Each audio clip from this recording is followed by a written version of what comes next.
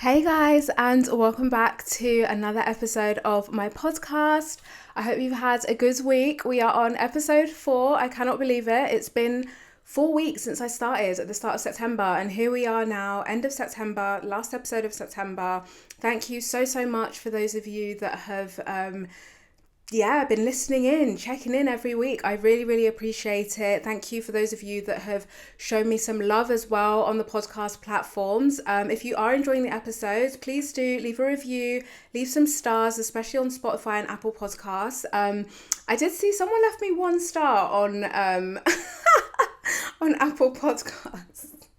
Like, come on, I'm not saying I'm the best podcaster ever, but 1 star, really? 1 star feels very harsh. It's giving you're either my ex-manager who's upset at episode 1 or you're my dad who's upset at episode 2. But yeah, regardless, I hope you've had great weeks. We are back again with another episode, and to be honest, I didn't think that I was going to talk about this topic again because I don't know. I don't really know what my intentions were with sharing the first episode of my podcast about my experiences in corporate. I just didn't really anticipate that many people would listen in, would watch, would relate, would leave comments, would, reach out. I just really didn't expect that kind of reception at all.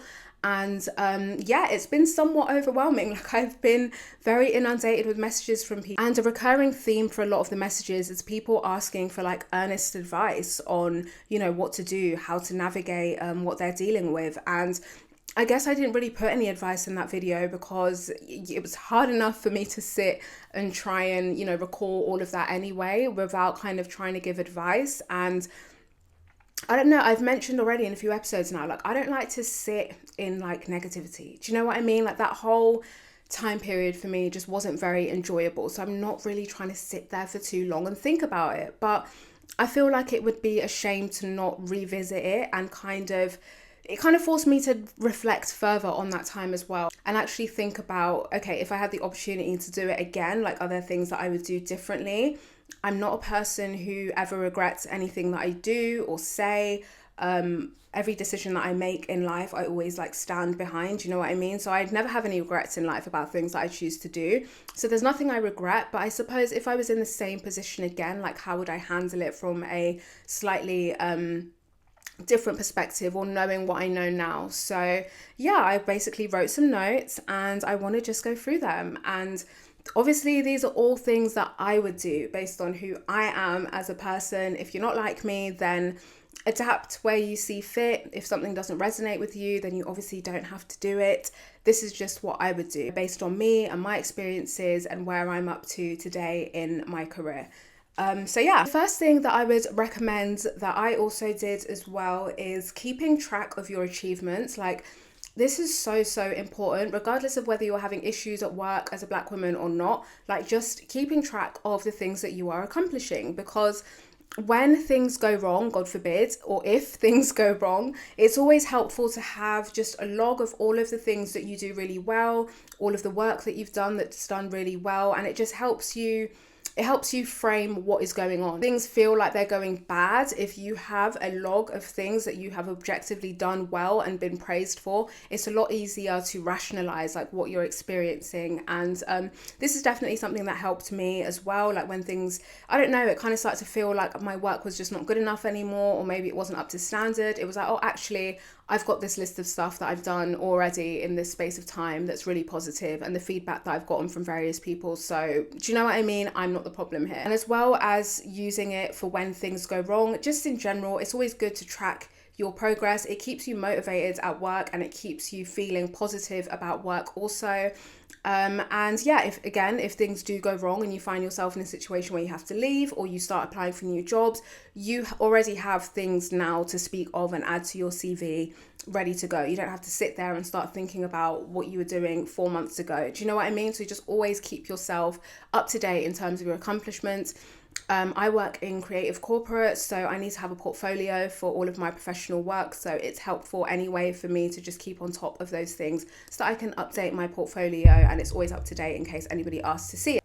And also for things like one-to-ones as well, like coming to your one-to-ones prepared, you know what you've been doing well, you know your strengths, you know the pieces of work that stand out, so you can advocate for yourself. If you are seeking a pay rise or a promotion, things like that, having that kind of knowledge about yourself on hand is very, very helpful to have. And I guess the next point that I was thinking of that kind of ties into that as well is being able to differentiate between criticisms that you get at work or about your work that are professional and ones that feel personal. Because professional criticisms are what you should be getting at work. Obviously, you're at work, and your manager should definitely be critiquing you on your work so that you can get better. But there is a difference between that and when things start to feel personal. And I feel like in my last video, there was a lot of comments of people saying that, this is why I never want to work under a white middle class manager, because I always get this type of treatment and all of them are like that. And I just don't think in general, thinking in broad generalizations about groups of people like that is helpful, to be honest, because then it means that you approach every situation with just predetermined ideas rather than what you're actually faced with. And when I reflect on my career so far, one of my best managers and one of my first managers in the corporate world was a middle-class white woman, and she was absolutely great. Now, on a personal level, I could tell that I perhaps wasn't her favorite person. I'm not dumb. I can tell when I meet people and they quite like me and when they kind of don't.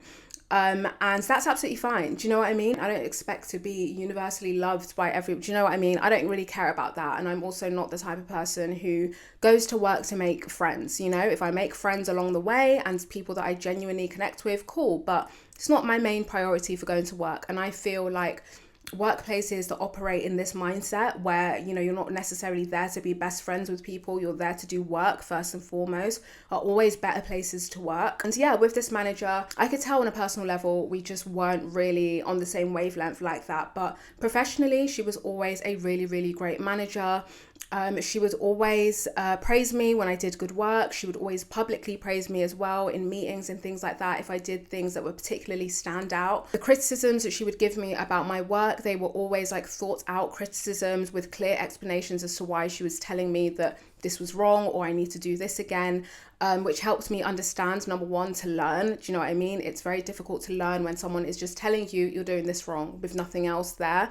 But her explaining exactly why I was doing it wrong, how I can improve, what the certain standards are that I need to be meeting, that was what helped me grow. And she was also just very knowledgeable and very good at her own job as well, which always helps because you feel like you are learning from someone who actually knows what they're talking about.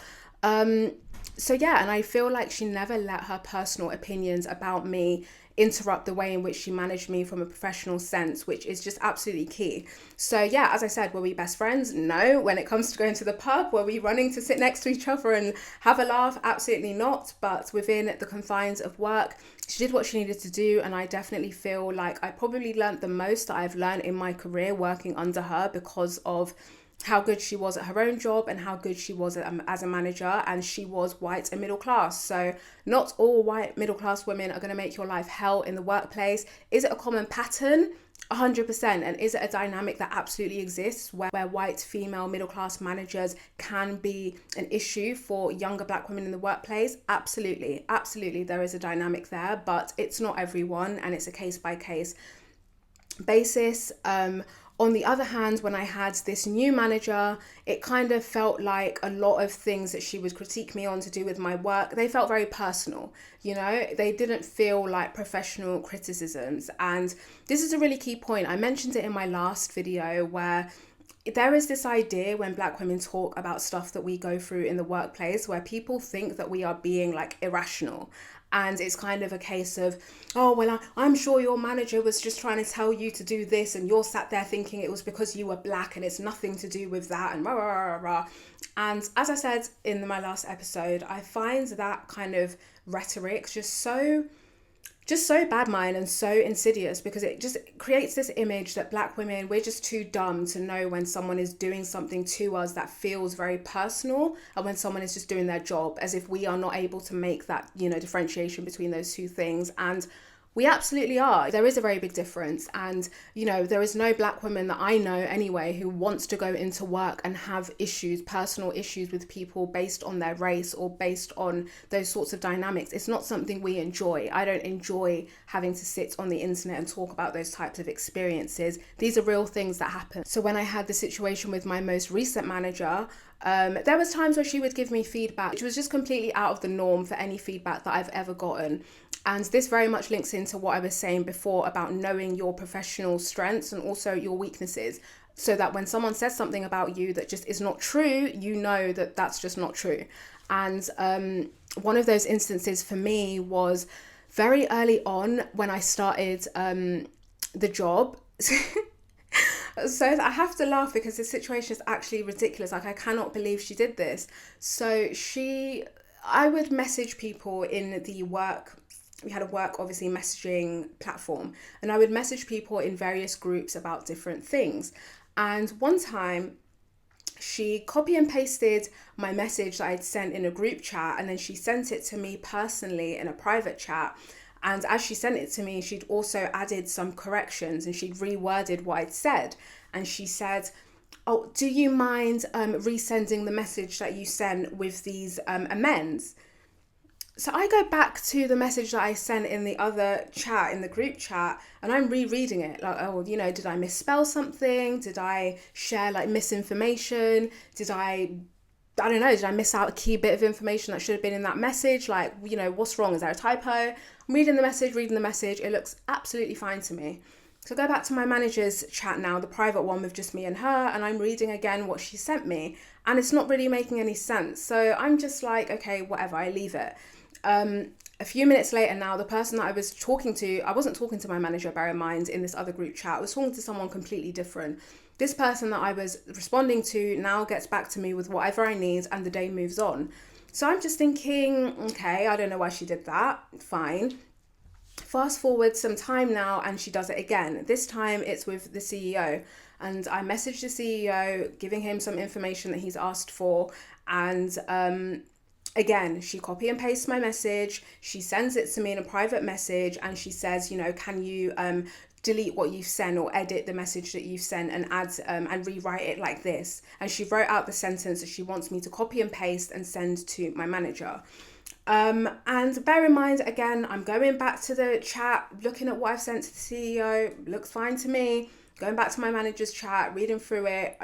I don't actually know what she's talking about. So again, I'm now just ignoring it. And the reason that I was ignoring it is because never in my nearly 6 years of working professionally has anyone ever told me that I don't know how to communicate, or no one's ever told me that they can't understand a message that I've sent to them or a request that I've asked of them. And ever since I was a child, one thing that I've always been repeatedly praised for are my communication skills, both my verbal skills, my written skills, my presentation skills. I've never had any feedback that I don't know how to do those things. In fact, it's always been quite the opposite. So for her to be implying that there is something wrong with the messages that I'm saying, it's like, hold up, girl. I've never had that before. It's giving personal. And that's what I mean when I say that you need to be able to differentiate between criticisms that feel personal and ones that feel professional. And bear in mind, in both of those instances where that happened, the person in question that I was actually talking to responded to me fine. They perfectly understood what I said. The day moved on. We both got what we needed to get. This is a non-issue. But this person had such a personal issue with me. She has this need to correct the way I'm speaking, as if I need to speak exactly like her. And knowing what your personal strengths and weaknesses are will help you be able to identify when things are, just out of order and when things are warranted. That is something that I did include in my evidence log when I was writing up my resignation letter, because again, it's just a very odd dynamic for a middle-class white woman to be correcting the communication of a working-class black girl. What is it exactly that you are trying to imply here? When again, I've never had issues with the way in which I communicate. So I just kept ignoring that, and eventually she stopped, because you're not getting a response because I'm not doing anything wrong, nor am I going to even entertain you by asking you why you're doing that, because there's just no need. And another thing that I feel like is really important for black women to be aware of, black girls in the workplace, is setting boundaries and standards for yourself very early on when you start like a new job.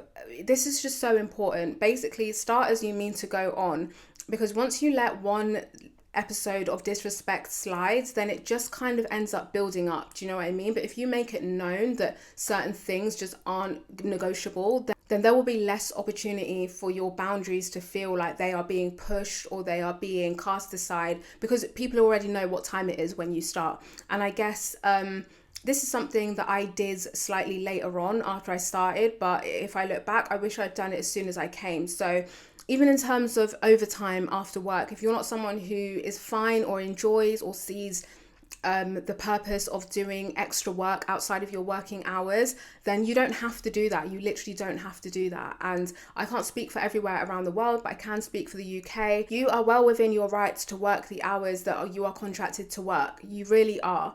Yes, some people like to work outside of that when they are working on a specific project, or, you know, there are times when the business needs require that, fine. But if it's just a constant expectation that you just stay late, work late, just working all these extra hours all the time, set that boundary that you don't do that. And if people want to be mad about you for doing that, let them be mad, but you are allowed to do that.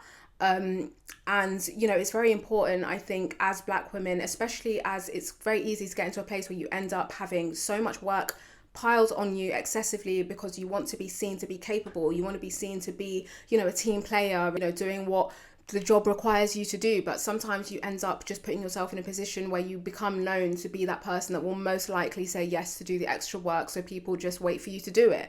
So set boundaries around the way in which you work early on. And sometimes you'll find that this comes to you naturally. Like the more years you spend working, the more you realize how you work best, and you can start to establish those kind of boundaries. Obviously, when you're new or just started in your career, you don't want to be running around, you know what I mean, creating all these like walls around yourself that make it impossible to kind of work with you. But once you get to a stage in your career where you've been working for some time, you absolutely are allowed to do that. And don't make people feel like you still have to act like you're in school or you're going to get told off if you do. No, you won't.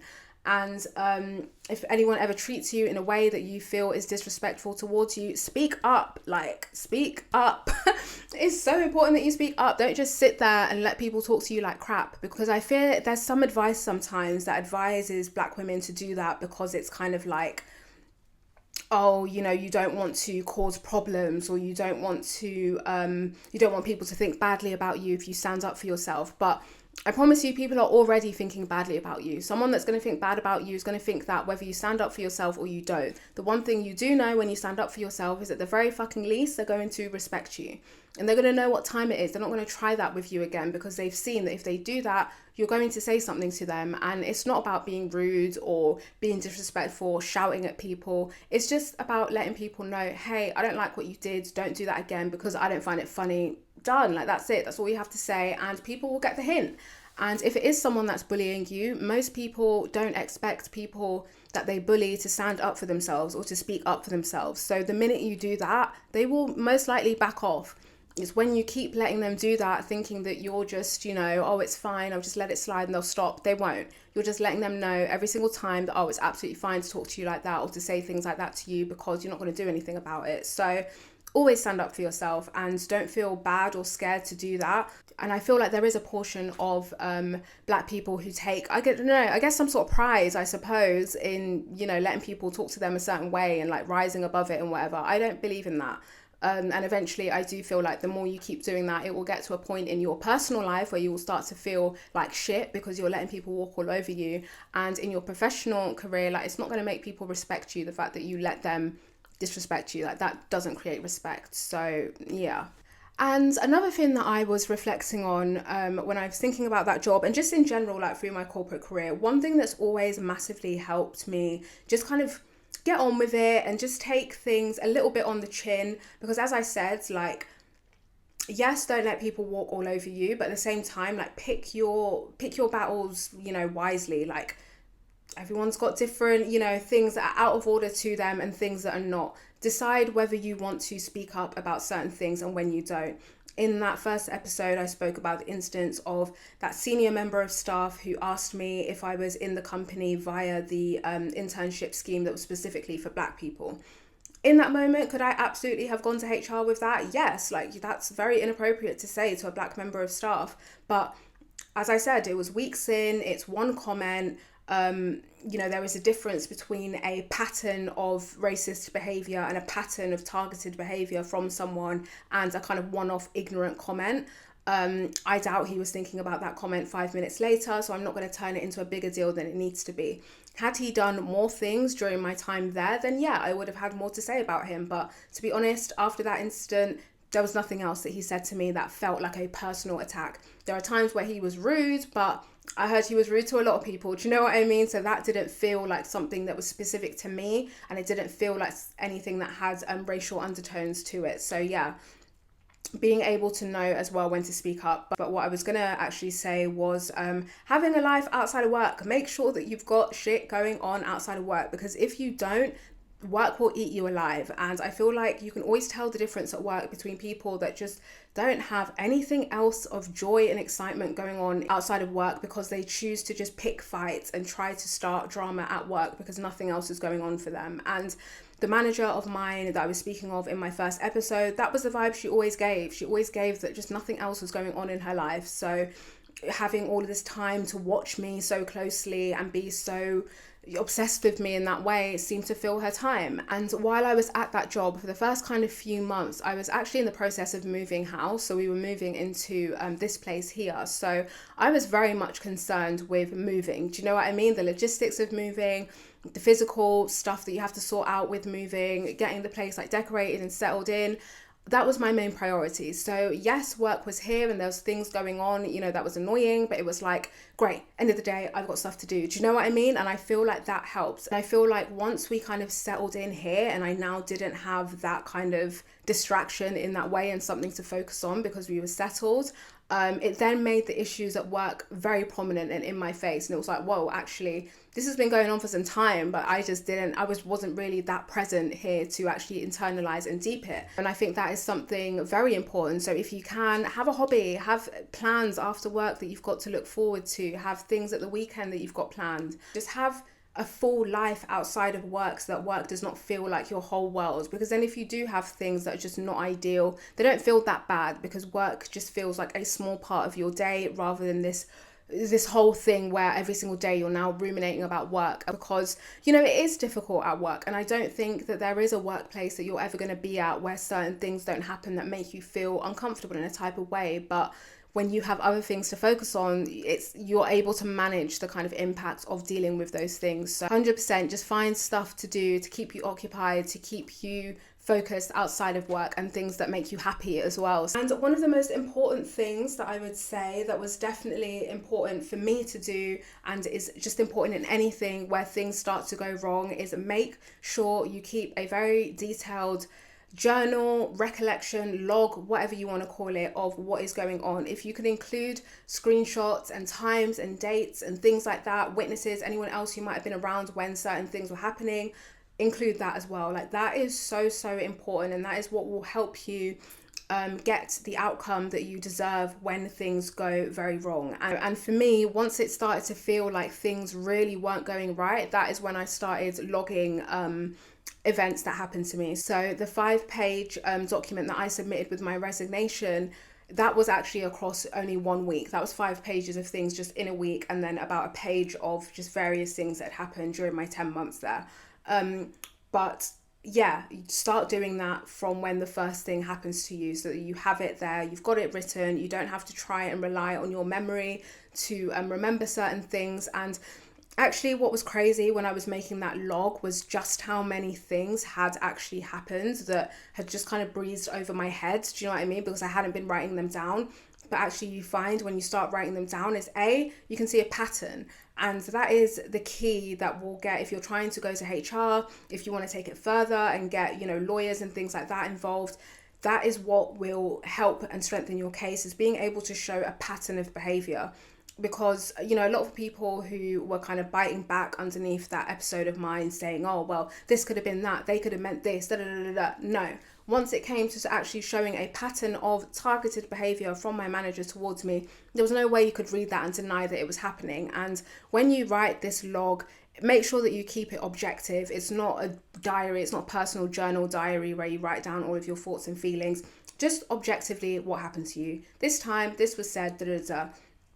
And like I said, the idea is that you create a pattern where the more of these instances that you read, you are able to see a very clear narrative and see motives for the behavior that was shown towards you, because that essentially is what will lead to an investigation being opened or further action being taken. And because I submitted that with my resignation letter, it only took about a working day for HR to come back to me and inform me that they had launched an investigation and suspended my manager because of the evidence that I had submitted. So yes, before you go to HR, make sure you are actually going with evidence. Don't just go in tears crying, oh my gosh, this person's been mean to me. No, that's not going to do anything. You need to come prepared. Do you know what I mean? Best believe I felt like a lawyer typing that. I felt like Olivia Pope sat there typing up all of that, because yeah, you have to come prepared, because you have to ensure that you are coming with something that is watertight as well, not something that can be excused away, or oh well, maybe they didn't mean it like that, or if it was just that one instance, or no, like come with something that is irrefutable, because that is what will strengthen and support you. Yeah, if anything does happen to you, or if there's any situations that make you feel a type of way, if you can follow it up in writing so that it's there in email form, in written form for you to screenshot if it gets to that. And it's so sad that Black women in the workplace actually have to even do that. Like, it's actually pathetic.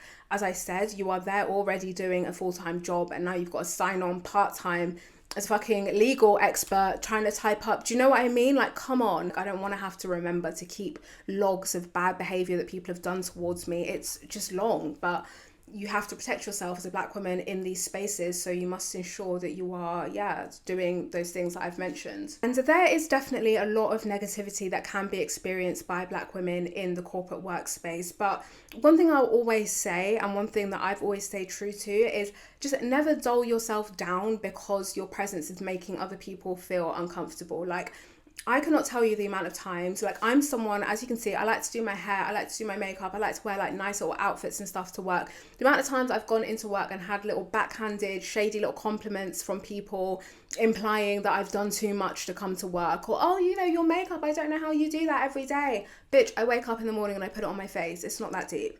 People will try to make like little comments with you, especially if you're someone like me and you like to turn up to work looking nice and looking, you know, put together and whatever. That will irritate some people. It really will. But do not dull yourself down. Don't start feeling like, oh, I shouldn't wear this X, Y, and Z because I don't want to attract this type of attention, or I don't want people to think this about me. Let people think, let people talk, because they're going to think those things about you anyway. And you are only hurting yourself when you try to dull yourself down to conform into what you feel like you need to be less intimidating, or whatever it is, the reason people will say that they've got an issue with you. Don't dull yourself down. And I think for me, that is something I mentioned in my first episode that I did actually start to do, because it felt like the only time when I would get a positive kind of response is when I did dull myself down, when I did kind of just, I don't know, like retreat into my shell a little bit. But no, like, you know, you got to learn to let people cope. If you're not doing anything wrong, then let people cope. If you make people uncomfortable because you're good at your job, let them cope. Keep being good at your job. Some advice that people give, I've heard people give advice to kind of Black women where it's like, oh, you know, don't work as hard as you can because of X, Y. It's just, I don't know. I am someone who, I can't intentionally not do good work because I'm trying to, you know, not stand out, or I'm trying to make my life at work easier. Like, it's harder for me to try and put less effort into my work than it is to just do the work to the standard that I do it. And I'm not going to change that because some people are annoyed or uncomfortable by the fact that I can do what I can do. And don't let people make you feel like that. And if it continues to get to the point where there is like a big issue with how you're showing up, or, you know, people seem to feel a type of way about you, then it's time to start thinking about moving on. Because as I said before, like, there's no job that's worth being made to feel like crap every day that you go in, being made to feel like you're doing something wrong when you're absolutely not. Like, there's just no job that is worth that, and you don't need to tolerate that, and you should not change yourself either. it just means that that place is not somewhere where you need to be. So whether it's a case of you can organize a transfer to like a different team or something like that, or whatever, if it's not that case, which in mine it wasn't, because the team I was on was incredibly small. Like there's absolutely nowhere else for me to do my job in the business other than that team. So I felt like the only option for me was just to leave and move on, and I'm still glad that I did. It was the best thing for me. Making friends at work is also something that, as a Black woman, is something I would highly recommend in the corporate world. Is like, have people that you actually like and can talk to and can go to lunch with and sit at the pub with for, you know, the extracurricular stuff and whatever. Like, have people at work that you enjoy being around, because not everyone in the corporate workspace is just nasty to be around or horrible to you because you're Black. Like, absolutely not.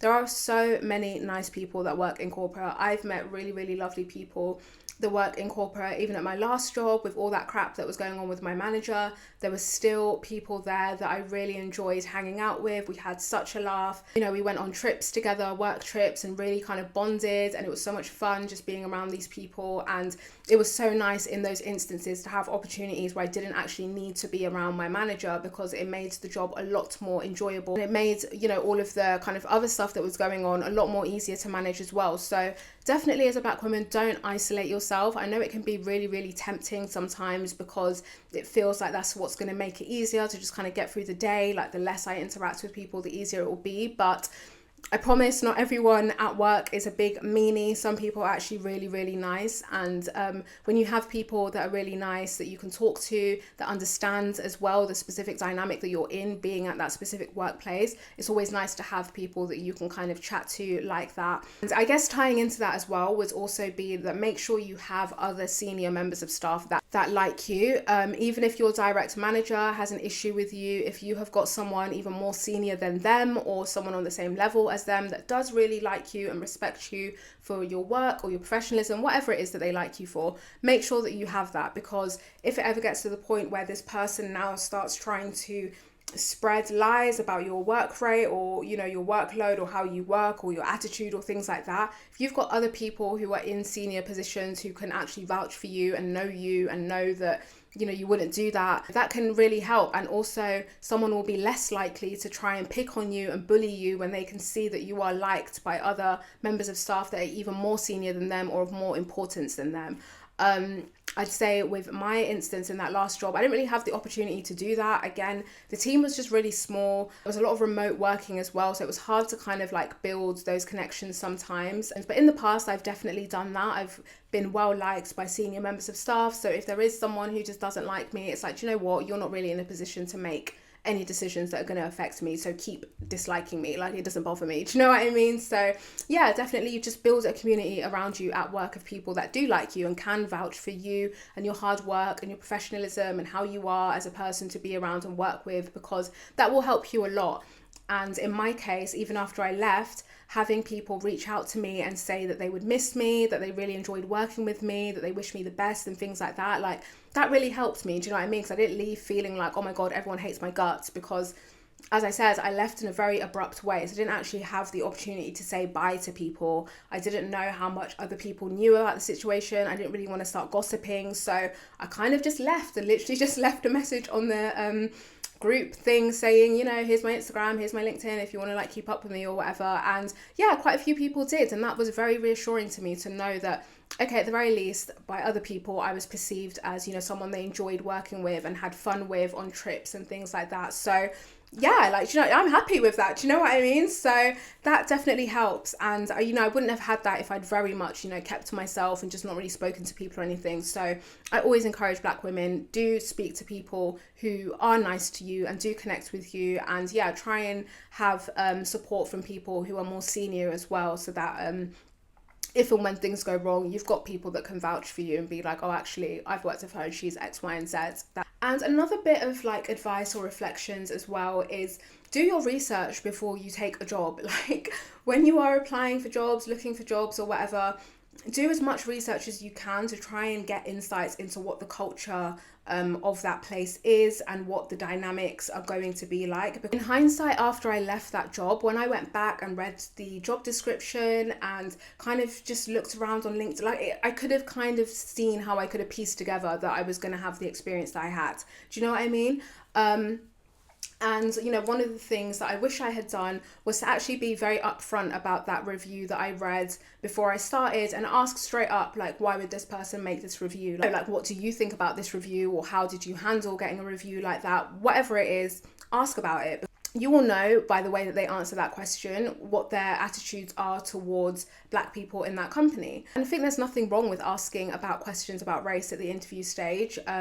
In my interview, I had to interview the CEO, and I straight up asked, like, do you have Black members of staff in senior positions at your company? And I mean, to this day, I don't actually know who he was talking about, because he did say yes. And I was like, when I joined, I was very confused. I don't know who he was talking about to this day, but he said yes. At that point, of course, I had no way of knowing that, you know, that wasn't quite the case, but you know, he answered, and he answered in a positive way. He didn't shy away from the question. He wasn't annoyed at the question. So that is what kind of gave me confidence of, oh, okay, this is a place that I feel like maybe I will feel, you know, accepted, and it will be quite positive.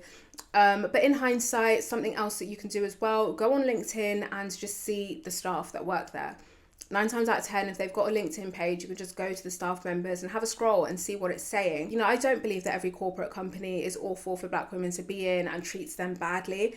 Is it a widespread issue? 100%, 1,000,000%. We all can't be lying about these experiences that we're having in the corporate world. So yes, they do exist, but I have known, and I do know plenty of Black girls that do work in corporations where they do feel respected, and they do feel that they're able to grow and be there every day and be happy, and that they are treated fairly and respected. So for sure, it just takes some time to kind of figure that out, I guess. And for me at the moment, I mean, I'm having a break from the corporate world. I don't feel like it's a place that I currently want to be, really.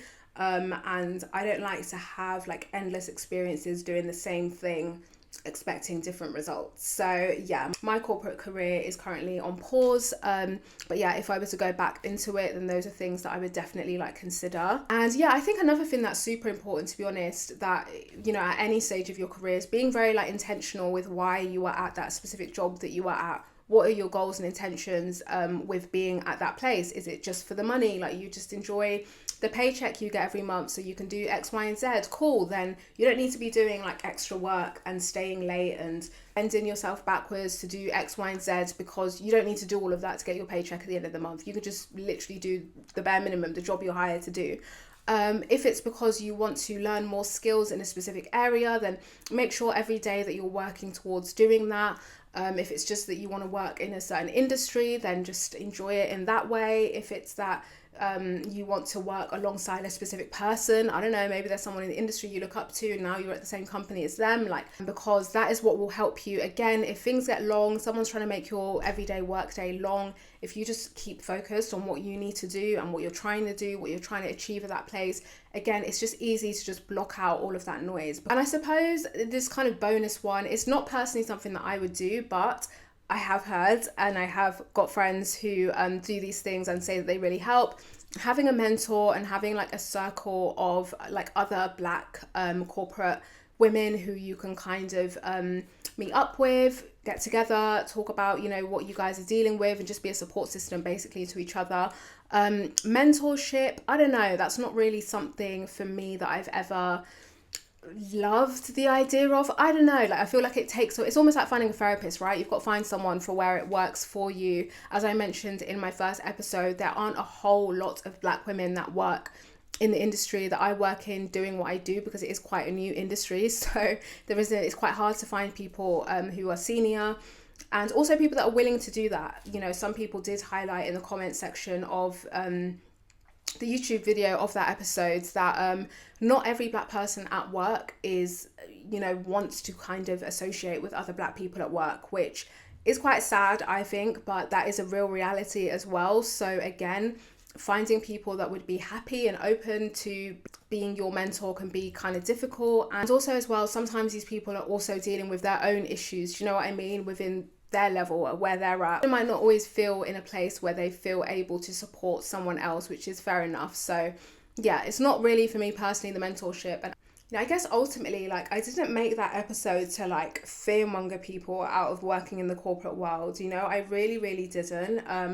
And I think it's not realistic to say that, oh, every single black woman is going to go off and be an entrepreneur and da-da-da. No, it's not realistic. And, black women absolutely do deserve to take up space in corporate spaces as well. So, don't be scared. I had a few girls that are like still in uni, like, oh my God, I'm terrified of going into the corporate workplace. Please don't be scared. It's nothing scary. You just have to keep your wits around you. Do you know what I mean? Just keep alert, be alert, which is what you should be doing anyway, regardless of if you're black or not, or if the experience could be bad or not, or whether or not you're in corporate. It's always good to just be aware of things, and be mindful of like how you're moving. But there's absolutely nothing to be scared of, trust me.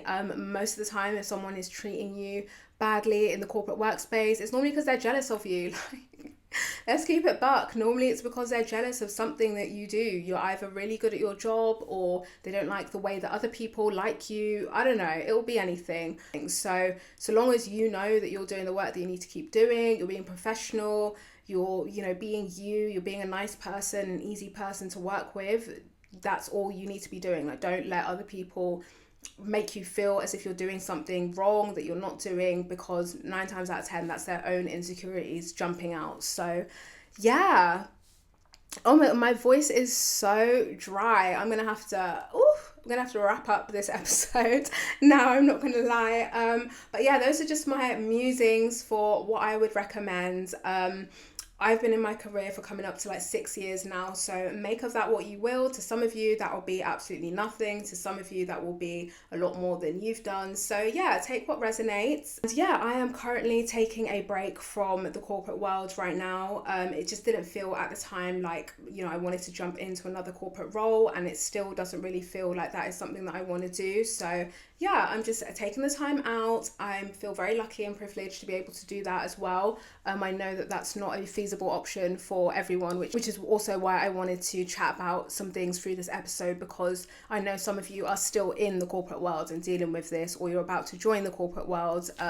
So yeah, hopefully there are some little bits of advice or whatever that you can take from my experiences and apply to your own. But yeah, if you've got any more that you feel like I've missed out, or any more that you want to add, definitely write them down in the comments section as well. And yeah, hope you've enjoyed this episode. I hope you found it interesting. I hope you found it helpful, and I will see you back here next week.